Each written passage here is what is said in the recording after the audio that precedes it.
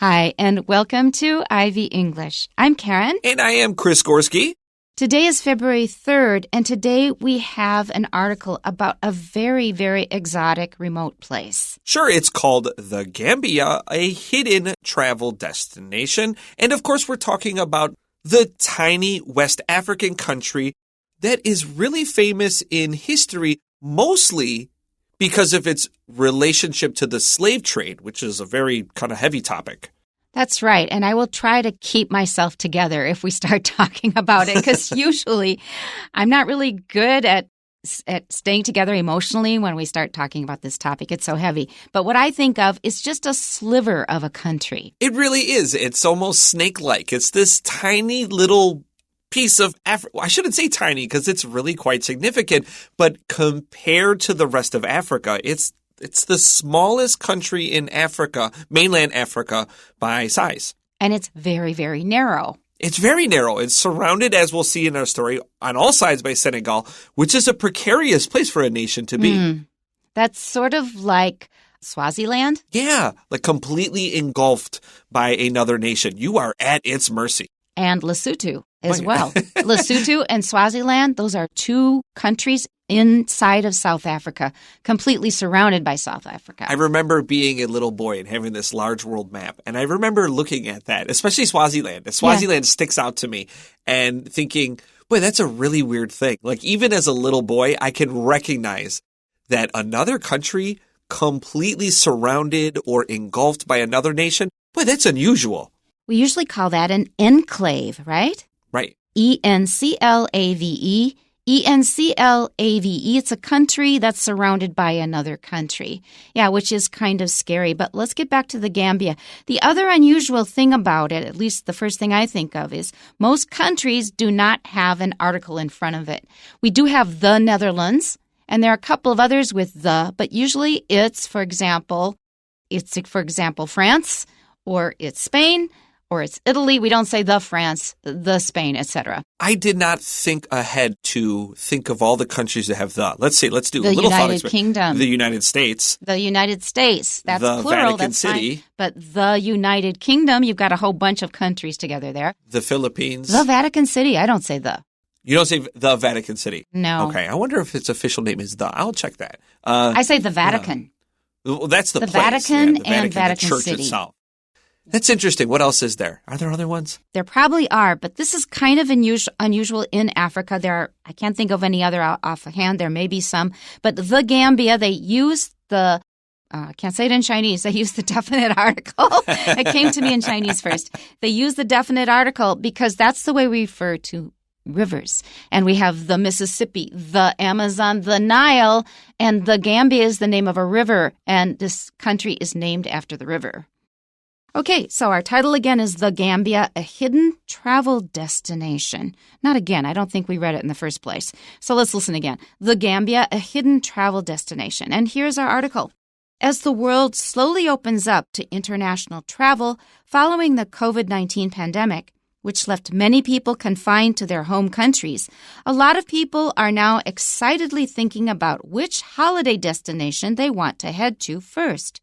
On a tourist list of potential destinations, you're likely to find popular spots like Japan, Thailand, and Bali. However, more adventurous travelers may look to paths traditionally less trodden. For example, it seems that one country with a lot to offer tourists is the Gambia. Located in Western Africa, the Gambia is not easy to find on a map for anyone who has never looked for it. This tiny country is Africa's smallest non-island nation in terms of land area. The Gambia is mostly surrounded by the larger country of Senegal, except for its coastline in the west. It occupies a long, narrow strip of land with the Gambia River running through its middle. The Gambia's unique shape and size are the results of its colonial history. In the 19th century, Great Britain held control over the lower part of the Gambia River, while France ruled over Senegal. Eventually, the two nations reached an agreement on how to divide up their territories. No article about the Gambia would be complete without mentioning its beautiful natural landscape. Surrounding the Gambia River are numerous national parks and nature reserves featuring diverse plant and animal life. These areas are easily reachable through the river, which is often the preferred method of travel for tourists to the country. Another advantage for visitors to the Gambia is that English is the country's official language, making communication with the local people relatively easy. With all these features and more, why not consider making the Gambia your #1 post-pandemic travel destination? I bet not that many people have thought about this. Have you left the country recently? No, not. Yeah, I was in France right before the pandemic. I was Gosh, so was that glad I bad? went when I did. It was in the summer of 2019. And then it just all hell broke loose. I when remember came back. us talking about this. It feels like it was yesterday. It does, yeah.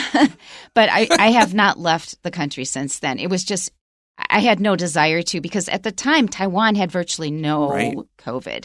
Right. And I did not want to go to a country that had a pretty serious COVID situation. And then you have to go through quarantine. So I was happy to stay where I was. And I still am, actually. Taiwan was literally and figuratively an island unto itself regarding COVID. Yeah, I suppose once you're ready to leave, what's your #1 post-pandemic travel destination? You know, I haven't even thought about it. Really? It's not even, you haven't. So distant a possibility. I haven't even thought about it because I have family coming to visit me next month, so I don't have to go to the States. That's funny. I was thinking I have to go home because my family won't visit me here. Yeah, well, I'm going to be privileged with a visit next month, so that takes care of that. I'm jealous of that. Oh. And I will see my grandson for the first time. Yes. Okay, so back to what we're doing here. So the Gambia probably was not on your list, but I have to honestly say, if I were going to say plan a trip to the Gambia, I would definitely plan to visit other African countries because it's really a long ways away. You have to make a lot of preparations to go to Africa. You have to get vaccinated. I mean, they have a lot of endemic diseases. Endemic? Should we teach that word? Endemic. Endemic are diseases that a place has seemingly forever. If you go there, you have to deal with that disease. You know this word because it's related to pandemic, which is very closely synonymous with COVID-19, meaning everywhere. And endemic is in this one place. Now, the Gambia, for us, is really far away. But because of its colonial history, the Gambia is quite popular with British tourists. Oh. And they will go there for a beach holiday because there's 50 kilometers or so of beach coastline. Oh, my goodness. And they gate that off and make it really lovely. And so I reckon you probably don't even need to exchange your British pounds in some of these resorts. You know, the first thing I think of when I think of going to Africa is music. Because of all the different kinds of music. You asked me about my favorite singers and groups, and I told you no. Actually, I like world music, and among world music, my favorite is African music. So there is choral singing in South Africa. There is thumb piano in Beira in Zimbabwe. And in the north, you've got the kora, which is a harp. And that's in the area of Senegal. So I would definitely go hear lots of kora. My first goal would be to hear lots of beautiful African music. That's funny. I have a friend that I have very similar musical tastes with. And we love to just explore with music, and we'll just send each other stuff back and forth. And I had been sending her a Nigerian rapper, and it has these African rhythms with American style hip hop. Yeah. It's such an interesting blend. It is. It really is. And then maybe 10 years ago, 15 years ago, there was this really popular duo out of Senegal. And they came out with just a banger of an album. It was such a good pop record. And yeah, I'm with you. There's so many good songs from places we'll never get to hear. And it's almost a crime we'll never get to experience it. Well, I find a way to experience it. Yeah. Okay. So let's go back to the beginning of our article. Our title again is The Gambia, a Hidden Travel Destination. It's hidden. I think one reason is because it is so small. And I guess in terms of world politics and world events, we just don't hear about it very often. And so people just don't hear about it that much. And I know that at one point, I just took a map of Africa and I just stared at it and I memorized all the countries. Really? Yeah, because people just say, well, in Africa, they make it sound like Africa's a country. Africa is enormous. It is a huge, huge, huge continent with many, many countries. So I just sat down and memorized the names of the countries and their capitals. So I don't feel quite so embarrassed now when people are talking about Africa. That's such a good point. I actually make a point in my classroom at a certain point when we're discussing nations. There's this point in our lesson plan. And I ask kids about Africa some questions, and they have some basic general knowledge. I'm generally impressed about what they do know. But one thing they misunderstand when they look at the map, that Africa is this colossal place, and you can easily fit all of China and all of the United States, and you can fit all of Europe and all of India and most of South America. You can fit so much into Africa with lots of room left over. Yeah, it's very, very big. So don't treat it like it's a country. It's an enormous continent with huge, huge variation, all kinds of diversity. All right, so our title, A Hidden Travel Destination. Our first paragraph, as the world slowly opens up to international travel following the COVID-19 pandemic, which left many people confined to their home countries, a lot of people are now excitedly thinking about which holiday destination they want to head to first. I'm out of breath. This is a long sentence. You better schedule your breaths better than I did just now. It's a long sentence and it is full of information. It is not hugely difficult, but you better take it piece by piece if you want to get through it and then understand what's going on. So the first part is setting the stage. It's just giving us a background. COVID-19 is not over. People are now getting sick. I mean, really fast. Every day we've got new cases, lots of new cases, more deaths. So the people at my university, especially the one who was in charge of controlling entry to the building, you had to swipe your card and get your temperature taken and squirt the alcohol on. Now there is no check at all at the entrance. And this woman is just, man, we were so strict before and nobody was sick. Now everybody's getting sick and nobody cares. Well, there is kind of a reason to it. We've had time to get vaccinated. So although it's a danger, it's not quite as bad as before because people have been vaccinated. You won't get quite as sick. And we do wear masks. We're pretty careful about that. And we're just kind of resigned to the fact that probably a lot of people are going to get sick. We have to live with it. And if you keep on being so strict about everything, it's really kind of restricting people's lives and it's hurting the economy. How long were people in masks regarding SARS, roughly 2003? Honestly, I don't remember because so many people wear masks anyway. Right. I got here in 2005. It was right after SARS, and everyone was concerned about me coming here because of SARS.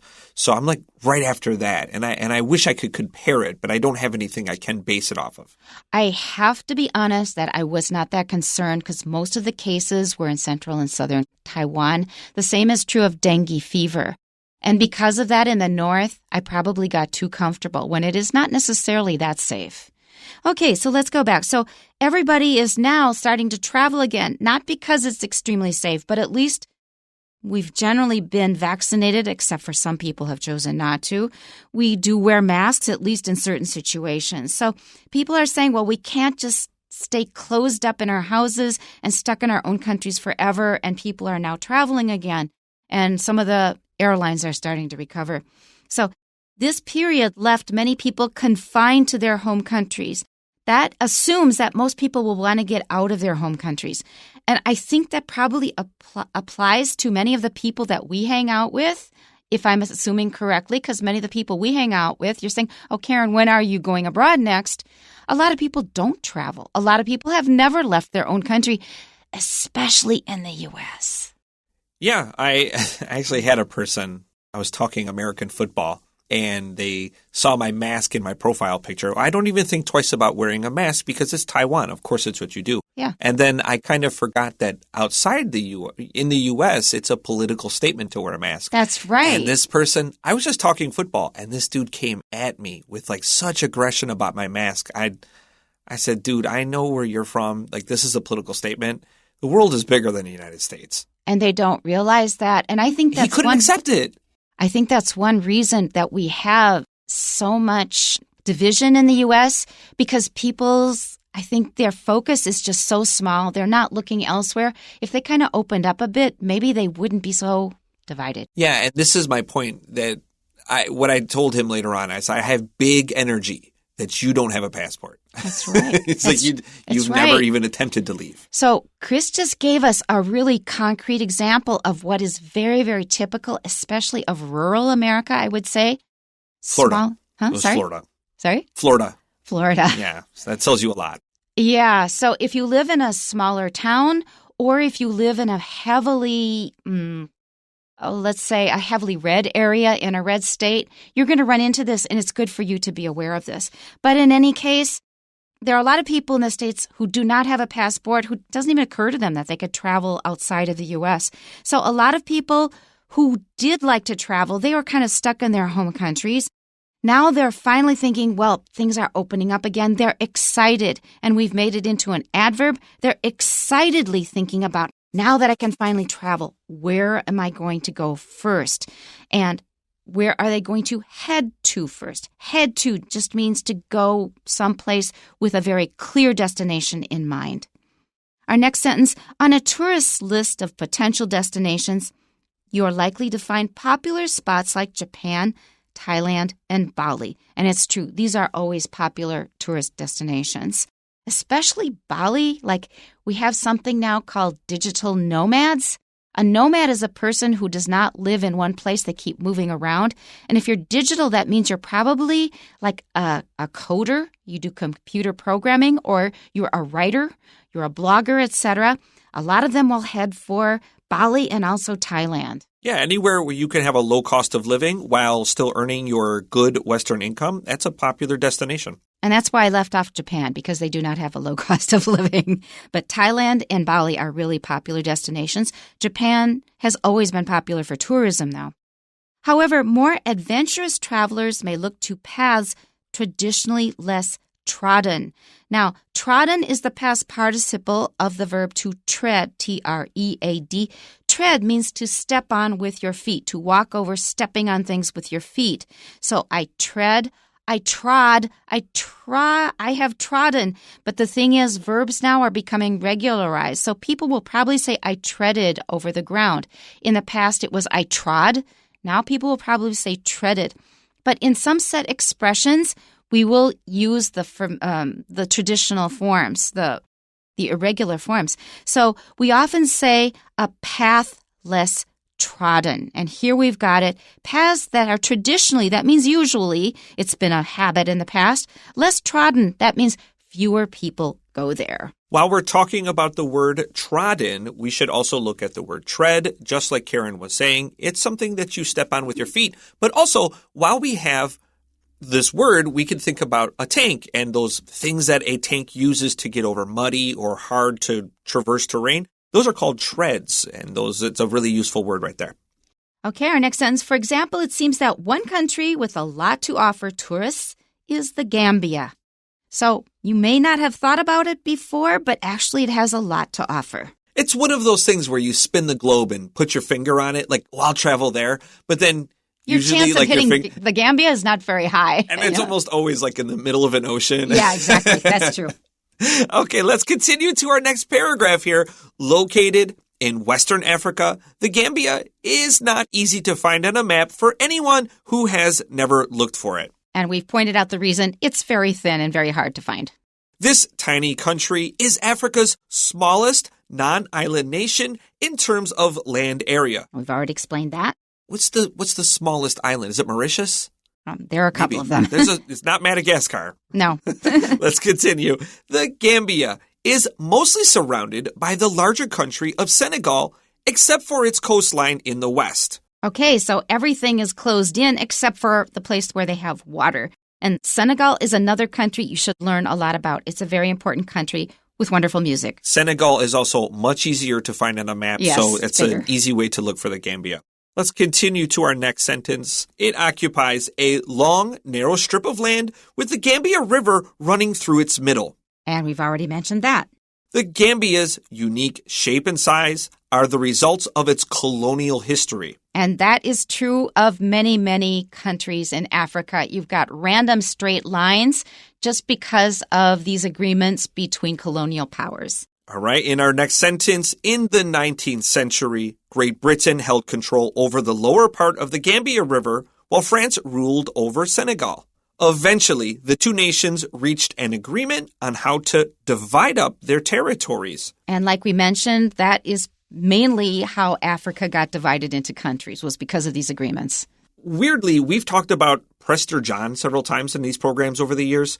of these English-only programs. And Henry the Navigator, the guy that started all this colonial business that we're kind of discussing in this paragraph, he was looking for the river that Prester John was at the end of, and he was guarding the biblical Garden of Eden. And weirdly enough, it keeps coming up in these stories we talk about. It's just this weird through thread. Yeah, like what is it about Prester John, this legendary guy protecting the biblical Garden of Eden, and the stories that Karen and I discuss? Well, anyways, Henry the Navigator, the Portuguese leader that never stepped on a ship in his life, was actually looking for this guy, and he ended up the Gambia and was trying to find what he was looking for. Good luck. That's really interesting. Okay, our next paragraph. No article about the Gambia would be complete without mentioning its beautiful natural landscape. So if you ever talk about the Gambia, you really need to talk about their natural beauty there. Surrounding the Gambia River are numerous national parks and nature reserves featuring diverse plant and animal life. Now, the one thing that can really get me interested besides beautiful African music is national parks, and because that is actually the thing I love most about the U.S. is the national parks. So this really intrigues me.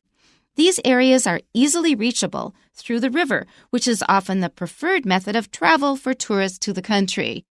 The Gambia is not really a great river to travel on for about most of it. Once you get to the back end, when it starts getting heavier because it's flowing down from the mountain, it's no longer really useful. And so Henry the Navigator and the Gambia was kind of a fruitless search for him. Oh.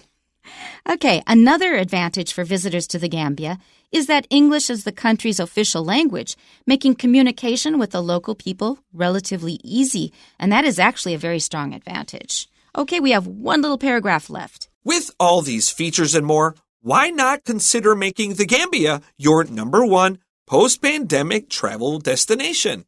That's a thought. That's another option I really hadn't thought about. Let's go to our questions. Number 1, what does the word trodden most likely mean in the first paragraph? Our choices are A, laid off. B, given up. C, walked on. There's our answer. If you've walked on something, you have trodden over something. And D is sold out. That's wrong. Number 2. What does the author say about the location of the Gambia? A, the country is located on the smallest island of Africa. No, it's not an island at all. Letter B, the country's shape and size resemble some countries in Africa. No, it's very unique. It's the only one that's shaped like that, so it's not B. C, it is situated at popular tourist spots like Japan, Thailand, and Bali. That reminds me of the people say, oh, don't you live in Thailand? They always mix up Taiwan and Thailand. My own father thought that. They'll mix up Taiwan with Hong Kong and Japan. So this is maybe not as crazy as an answer as it looks. And letter D, it may take those who are unfamiliar with the country a while to find it on the map. Even if you're familiar with it, it still may take you a while because it's pretty small depending on the size of your map. All right, question 3. What can we learn about the Gambia? A, it was first colonized by France and then Great Britain. No. B, the inner part of the Gambia can only be reached by boat. That's not the right answer. Letter C, it is a long and narrow country entirely surrounded by Senegal. Ah, not entirely. We've got water. We've got a coast, and that isn't surrounded. That part is not surrounded by Senegal. D has to be the right answer, and it is. The special shape of the Gambia is due to a territorial agreement. As we mentioned, that is true of many, many countries in Africa. Okay, question 4. Which of the following aspects of the Gambia is discussed in the passage? A, the landscape. B, the economy. C, a key method of travel. D, the climate. E, the geography. And F, diplomatic relations. And note that it's relations and not relationships when we're talking about international relations, so diplomatic relations. And the correct answer is letter A, because we are talking about A, C, and E, which is the landscape, a key method of travel, and finally, the geography. And we're done for today. We'll see you next time. Bye-bye. Bye-bye.